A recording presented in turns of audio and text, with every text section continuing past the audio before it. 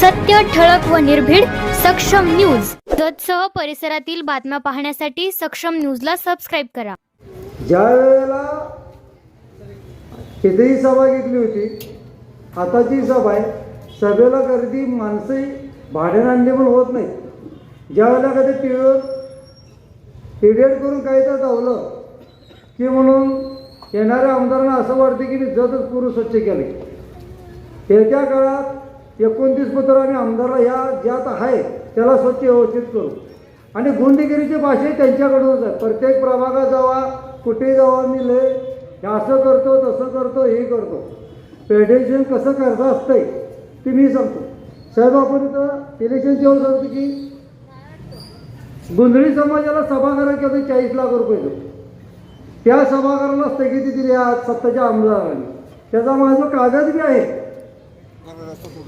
त्या गोष्टीचा कागद बी आहे. याच्यावर मी वारंवार आमची पप्पू हॉस्टेलला बी सारखे सांगत होते मला. ते गुंजळी समाजाला स्थगिती दिली, प्रजापती ब्रह्मकुमारीला स्थगिती दिली, वडर समाजाला स्थगिती दिली. दत्त मंदिर जे ब्राह्मणपुरीचं दत्त मंदिर आहे त्याला देखील म्हणजे मी तिथं देत नाही. परीट समाजाला स्थगिती दिली. सगळ्यात महत्त्वाचं मी त्याला सांगितलं की मुस्लिम समाजाचा वजूखाना पाहिजे आहे. तर ते म्हणले की आम्हाला त्यांचं मतदान होतं, मुस्लिम समाज आम्हाला काही सांगावं लागतं. ज्या वेळेला एवढं सर्व करून न थांबता ज्यावेळेला छत्रपती शिवाजी महाराजांचं सर्व शोभीकरण केले ती ह्या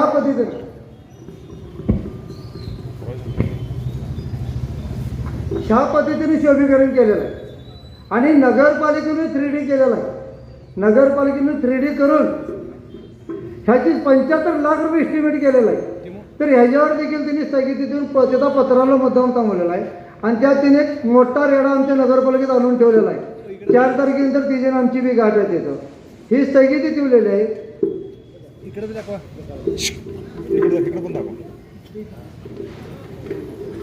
छत्रपती शिवाजी महाराज चौकाचं शोभीकरणचं 75 लाख रुपये एस्टिमेट आहे. वाढीवपत्राला गेलेलं आहे. आणि हे जी करताना भैया शिंदे अजितदादांच्या त्यांच्याकडे गेलेला आहे. श्री वीर सेवा काशीद उद्यानचं शोभीकरणासाठी केलेलं आहे. साहेब, वीर सेवा काशीद उद्यानचं ह्याचं 25 लाख रुपये एस्टिमेट झालेलं आहे, पूर्ण होत आलेलं आहे. ह्याची बी एस्टिमेट पूर्ण नगरपालिकेतून करून घेतलेलं आहे. त्यांच्यासारखं खोटं टीव्हीवर काही केलेलं नाही. सगळ्यात महत्त्वाचा आमदार नुसताच वज्जा आणतात. काय वाटते मी वज्जा आणते म्हणजे मी लय भारी आहे, मी लय भारी आहे. जिथून आलो तिथं पाठवायला काय लय वेळ लागत नाही. आणले म्हणजे मी पाठवता येते. ज्या गावच्या बोरी त्या गावच्या बाबल्या असतात त्यांना अजून माहीत नाही. त्यामुळं आमदारांना वाटते की मी लय भारी.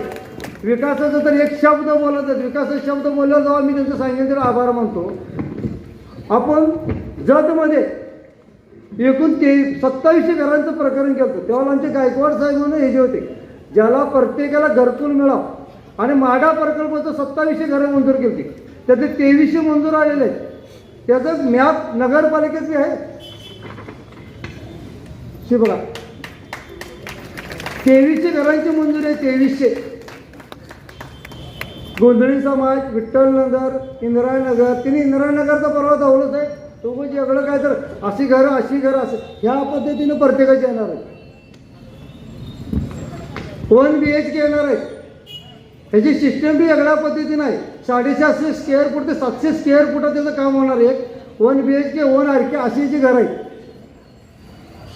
आणि नगरपालिकेत त्याचा फाईल 70% काम झालेलं आहे. परवा आमच्या मुख्याधिकाऱ्यांना मी फाईल मागितली असता आमदार सांगितल्याशिवाय देत नाही म्हणले. 70% आले. जर खोटं वाटत असेल तर जागरूक नागरिकांनी कधीही जाऊन विचारावं की टिमळीकेन बोलल्यावर खरं आहे का खोटं आहे. 2300 घरे मंजूर 70% काम झालेलं आहे. फक्त फाईल आता साहेबांनी सरकारकडून अजितदादांची सही घेतली की आपलं ते 2300 घरकुल मंजूर ते शहराला. आणि भरपूर अशी कामं भरपूर आहेत. आमदाराने फक्त विकासाचं काही न सांगता मी ही करतो तेही करतो. प्राणी संग्रहालय ज्या वेळेला इथे एक सभा झाली तेव्हा आमदारांनी सांगितले होते की त्या गायरांमध्ये मी 100 एकरमध्ये 100 कोटी रुपयाचं हॉस्टेल वर करतो. इथल्या महिलांना येणाऱ्या सगळ्यांना बघण्यासाठी. आणि गेल्या या आठवड्यात सांगितले की ते ताशेलवाडा तर गेलं उडत आता प्राणी संग्रहालय करते म्हणून. त्यांच्या घराच्या गेस्ट हाऊसला प्राणी संग्रहालय, प्राणी आहेत का तिथं? तिथं नुसता आणायचं, आम्ही ऐकतोय म्हणून किती ऐकायचं.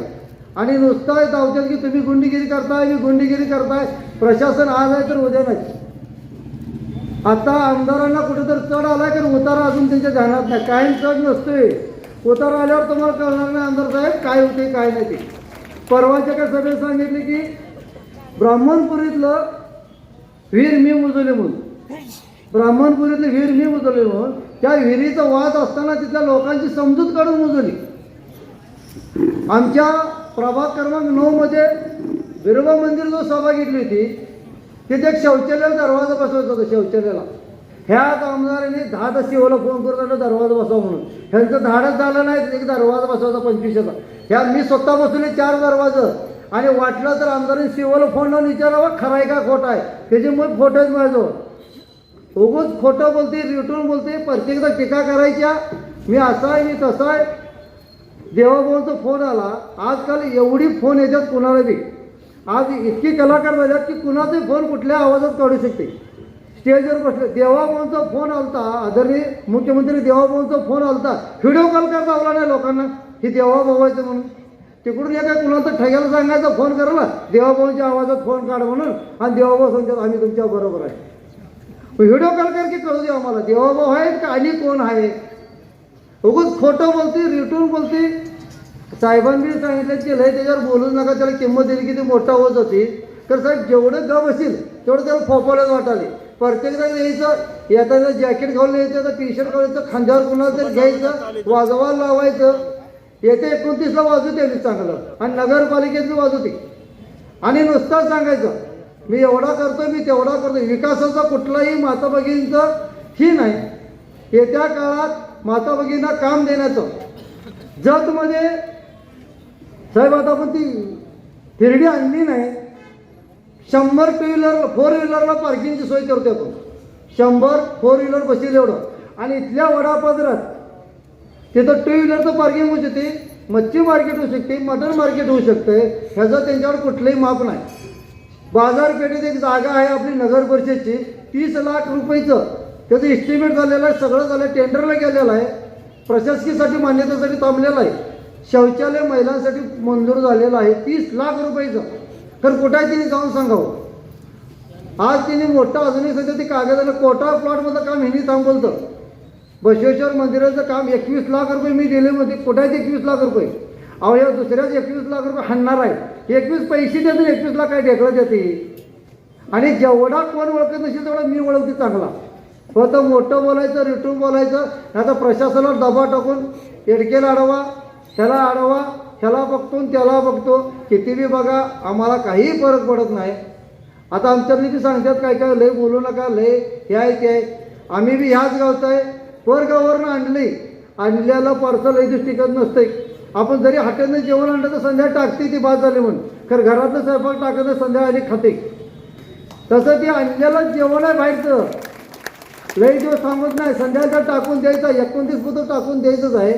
आम्ही बी गेल्या बोलतो फक्त खोटं बोलणे कुठलाही विकास ध्येय नाही. P1 P2 अजून पार्किंग त्यानं करायचं नाही. P1 P2 P1 इकडे कसं आहे तर इकडे त्यावर बी बोललं तर राहू दे कशाला काय. प्रशासनावर बर्डन टाकून हप्ते काढले. कधी आमदारांनी बोलले का की आवे धंदे चालू आहेत. दोन्ही आमदारांनी सांगा. मडगा चालू आहे, क्लब चालू आहे, आवे धंदे चालू आहेत. कधी बोललेत का? कधीही बोललेले आहेत. कारण का हिंचेच दोघांचे, ह्या दोघांचीच आहेत. आज कुणाकुणाची कुठं चालू आहेत. आवे धंद्यावर बोलत नाहीत, काहीही बोलत नाहीत. माता भगिनीच्या संरक्षणासाठी बोलत नाहीत. आज बाजारात जाताना माता भगिनींना अनेक अडचणी आहेत. पाण्याचं प्यायची अडचण नाही, मोबाईल चोरी होते, गळ्याचं मंगळसूत्र चोरी होते. आज आपल्याच्या महिलांना जाताना सरकार बोलतील त्यावर मी काय तर बोलणार नाही. अशा अनेक गोष्टी असून आमदारांनी फक्त विकासावर बोलावं. कोणाची 1000 कोटी आणतो, 5000 कोटी आणतो, नुसतं न धावता कशा पद्धतीने आणा. आम्ही जशी कागदं धावल्यात. अहो तुम्ही छत्रपती शिवाजी महाराजांच्या चौकाला विरोध केला आहे, नाभिक समाजाला विरोध करताय, मुस्लिम समाजाला विरोध करताय, बसवेश्वर समाजाचं काम म्हणतात. आज बन्नेरू साहेब आहेत, बन्नेरू साहेबांना तिथं आहेत माहिती आहे की कोण गेले. बन्नेरू साहेबांना माहिती आहे माझ्या कोणी. आज कोळी समाजाच्या वाद असताना देखील 24 गुंठे जागा या पट्ट्यानं स्वतः करून दिल्या. 23 गुंठे जागा दिलेली आहे. आणि खरं आहे का खोटं आहे माझ्याकडून स्वतः सांगा. जर खोटं असेल तर उद्याच्या उद्या मी इलेक्शनमधून माघार घेतो. खोटं असेल तर कधी बी सांगू दे तिने कुठलीही गोष्ट. कारण ज्या वेळेला काम केले म्हणून मी ठणकावून सांगते, काम केलं तर ठणकावून सांगितलं नसतो. आणि येत्या काळात जर शहराचा चेहरा मोहरा कसा बदलायचा, किती निधी आणायचा, किती रस्ते आहेत, त्यामुळं सगळं माहिती आहे. त्यामुळं बाकी सगळं सरकार, आमचे मित्र तमंगोला साहेब आणि आमचे नेते आदरणीय जगताप साहेब सांगतील. कारण एवढंच की अशा भामट्या लोकांना आपण आणलेलं आहे, ह्यांना बाहेरच्या बाहेर पाठवायचं आहे. देवात चप्पल घेऊन काही जात नसतं. सोन्याची चप्पल जरी असली, नवीन असल्यावर पायात घालते, नंतर टाकून द्यायचं. त्याच्यात आपली चप्पल आहे पायाची, आता जरा घाण उतरल्यावर ठेवूया, नंतर टाकूनही द्यायचे. आणि जत शहर म्हणजे ही जी जत शहर आहे ती आमच्यासाठी देऊळ आहे, मंदिर आमच्यासाठी, आणि याची पूर्ण जनता जी आमच्यासाठी देव आहे. माता भगिनी जेवढ्याची आमच्यासाठी देव आहे. आणि ते देव, त्या देवळाचं आणि देवाचं सेवा करायची आमच्या सर्व नगरसेवक जिम्मेदार. आम्ही ह्या जनता आमची देव आहे आणि शहर हे आमचं मंदिर आहे. आणि फक्त आम्ही जी सेवा करणार, ही सेवा करायची संधी आपण सगळ्यांनी घ्यावी. मी तर एवढं बोलू थांबतो. जय हिंद, जय महाराष्ट्र.